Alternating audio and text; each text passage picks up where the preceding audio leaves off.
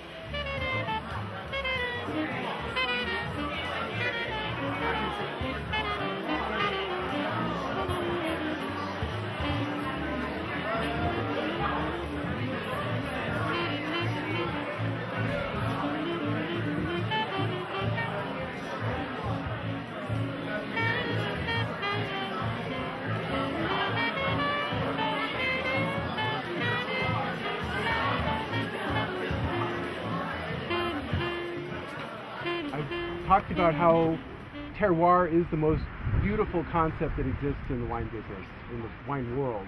It's the notion that you can capture the sense of place in a bottle of wine. There's some quality of the place that you can express consistently in the wine. You know, wines that express terroir have a unique quality. There's a depth to them. There's almost an emotional quality to them that you don't get in intended wines and confected wines and wines that are overdetermined, manipulated. So that's what I think is worthy of at least the attempt to achieve. Whether we succeed, God only knows, but we'll find out. There's one sort of real old idea, and that is to try to grow grapes without irrigation. What a concept. This is how it was done 100 years ago. Grapes were grown without irrigation. I think it can be done again. The property, it's a big property. We're not even sure yet how many acres we're going to end up with. It's a kind of a complicated real estate transaction, but minimally it's going to be about 250, which is a lot, and of which we hope to plant maybe 80 or 85. Now, what do we plant? Darn good question. And really, I've been thinking about this and maybe sort of driving myself slightly crazy trying to figure out what to plant. Because, you know, do you plant based on commercial considerations? Absolutely not. Do you plant based on history? Well, you think about history, but not necessarily. Do you take a giant leap into the future, into the unknown? Probably.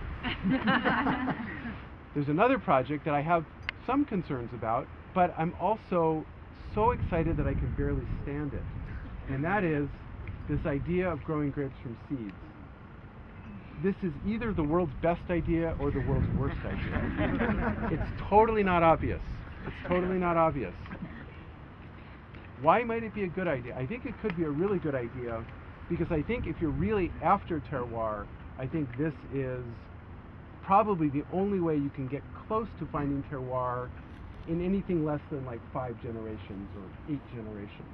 Because the discovery of terroir is essentially an iterative process that takes centuries of experimentation, observation, iteration, adaptation, co-adaptation, where you plant something and it doesn't quite work, but something mutates around it that kind of works a little bit better, and then you start going with this thing that looks a little bit better.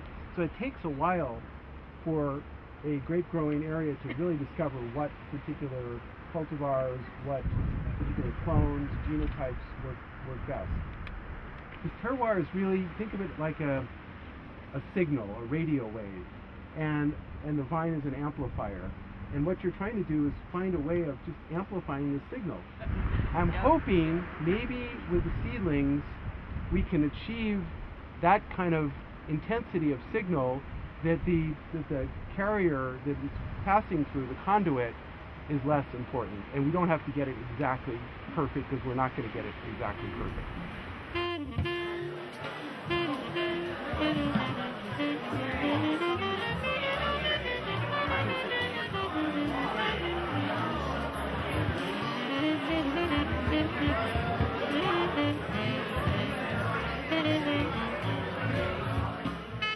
I think I'm just going to be relatively still and just propose a toast to terroir and to taking leaps into the unknown.